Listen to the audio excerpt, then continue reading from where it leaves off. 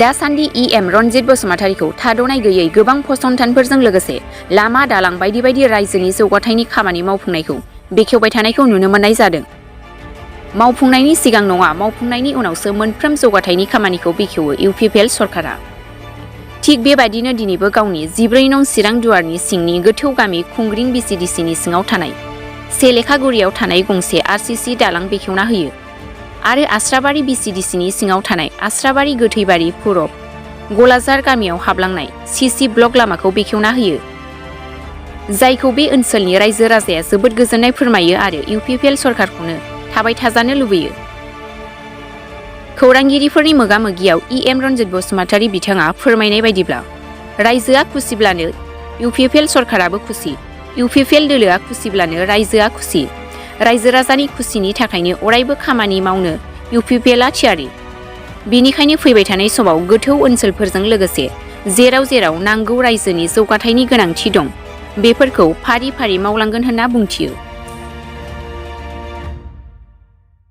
हालामा malaria जन area, malaria and typhoid जन, बेनिखायनो हस्पिटालाव बेमारि लांनायनि थाखाय बिराद जेंना जायो। गुबुन फारसेथिं नैबे लामाजों प्राय 300 जननिख्रुइबो बांसिन फरायसा फरायसुलिया फरायसालियाव कलेजाव थाङो, जायनि जाहोनाव हान्थामेलानि थाखाय खोब गोनांथारखाय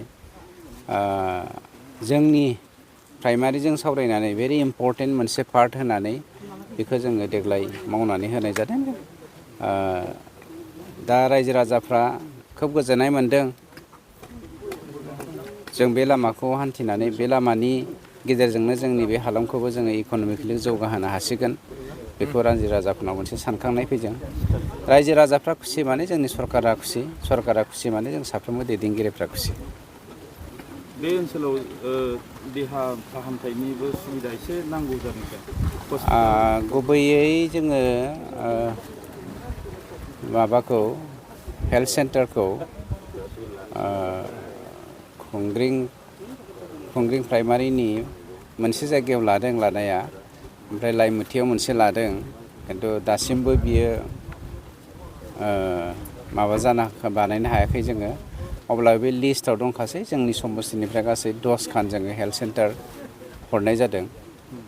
आंनि साननाया खुंग्रिं प्राइमारियावहाय खुंग्रिं आरो थेखाजरानि सिमनायाव मोनसे भेरि इम्परटेन्ट जाना फैदों, जों बेखौ बानायग्रोनो नागिरबाय।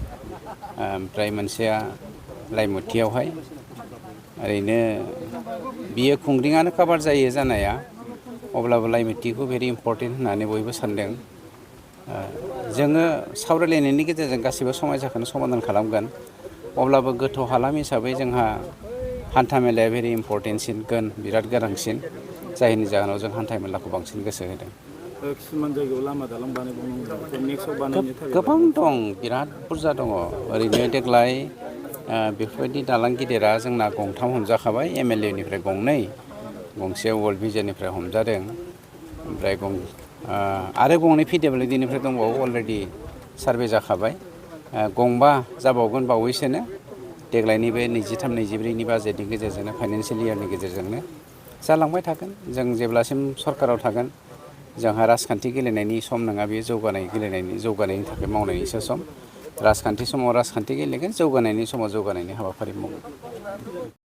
आदसा, बे खुंग्रिं BCDCनि आन्डारावनो थानाय मोनसे दलफानि एरिया होननाय जायगा, बे जायगायावहाय सिगां बे दालांनि जायनि सिगांनो जोङो दंफां दालां बानायनानै बे ओनसोलनि रायजो राजाफ्रा बे लामाजों जिउ खुंनाय जायोमोन।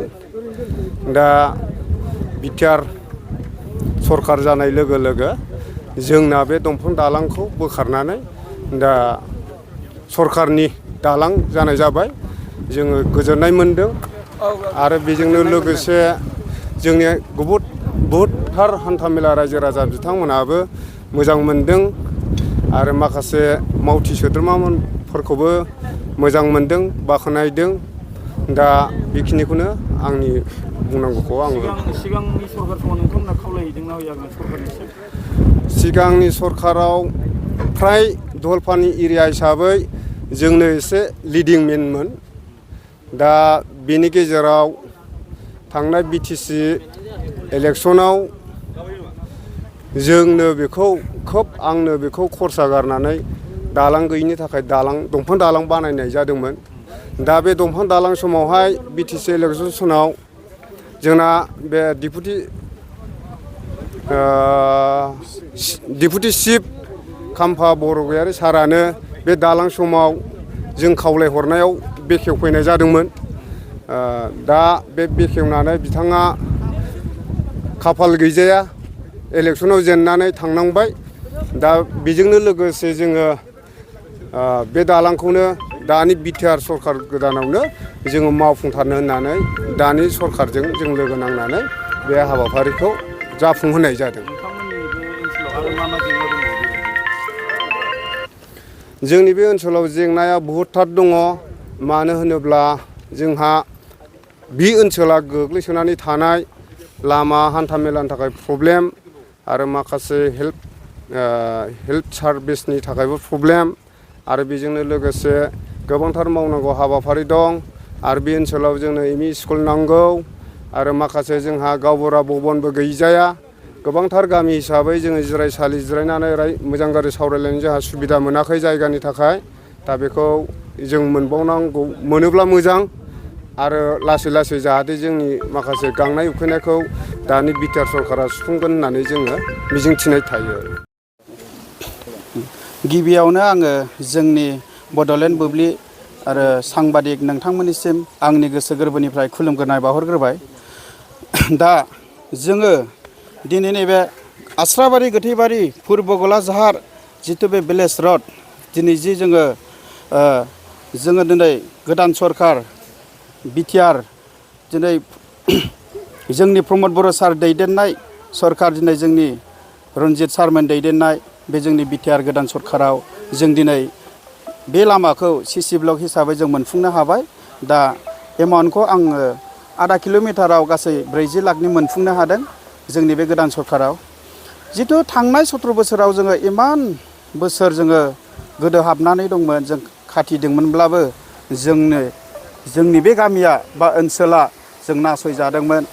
जोङो 17 बोसोर बिथांमोनहा जिथु BPF सरखार खुंसेयावबो जोंनि बे लामाया गोदोनानै थालांदोंमोन। मेन रड खाथि आरो अफिस खाथि बिथांमोनहा जोंनि लामाखौ नायसनाखैमोन। दिनै सारमोनहा, जोंनि प्रमद सारमोन दैदेननाय बे गोदान सरखाराव आं दिनै बे लामाखौ मोनफुंनो हाबाय। आं रोजा रोजा आं सारमोननो जोबथा आंनि गोसो गोरबोनिफ्राय साबायखर बावनांगोन जे जोंहा दिनै गुड एकदम खाफाल मोजां, गुड लाकि जों सानना लानांगोन BTR सरखारखौ। प्रमद बर' सारनिसिम रोजा रोजा आं साबायखर बावहरो आरो जोंनि रन्जित सार जेब्लायबो सारा जै मै जोंनि बे BTRआव EM महरैनो जिथु थाबाय थानो मोन्थों, आं बेखौ इसोरनाव आसा मिजिं थिनानै सारनिसिम आंनि गोसो गोरबोनिफ्राय आं मिजिं थिनाय जासिहरो। आरो जोङो दिनै जाबावनांगौ जिखिनि लामा मावफुंनांगौ दङ बे लामाखौबो जों मोजां मावफुंनो हायो।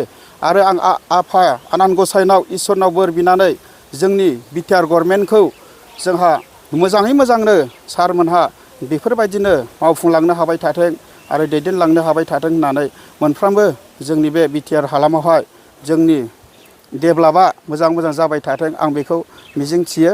जोंहा सार रन्जित सारमोननि दैदेननाय आरो प्रमद बर' सार दैदेननाय बे सरकारा अरायसम जिउ गोलाव थांनानै थाबाय थाथों। जेरै BPFआ 17 बोसोर सालायदों, बै समाव जों बिनि 2 गुन जों सालायनो हाथों, बेखौ मिजिंथिनानै आं नोंथांमोननिसिम दिनै बे आंनि लामा जाफुंनायनि थाखाय रोजा रोजा आं सारमोननिसिम बयनिसिमबो जोंनि माधब चेत्रि MCLA सार बिथांनि दैदेननायावबो दिनै बे लामाखौ आं मोजां मावफुंनो हानायनि थाखाय बयनिसिमबो रोजा रोजा आंनि गोसो गोरबोनिफ्राय आरो सारमोननिसिम खनसेबाव फिन आरो आंनि अननाय आरो सिबिनाय आरो जोंनि बे BTR गभर्नमेन्टआ जिउ गोलाव जाथों आरो बिदिनो थांनानै थाबाय थाथों, मोजां मावफुंलांनो हाथों, बेखौ बयनिसिमबो इसोरनाव बोर बिनानै BTR गभर्नमेन्टआ मोजांनो मावफुंलांनो हाथों। सरखारखौ आरो जोबथा बिदिनो जोंहा 17 बोसोर BPFआ जेरेखम सरखार दादों बिनि 2 गुन सरखार सालायलांनो हाथों प्रमद सारा, रन्जित सारमोनहा आरो जोंनि MCLA माधब चेत्रि सार, जयन्त सार बिथांमोनहा जिउ गोलाव जाथों। Thank you.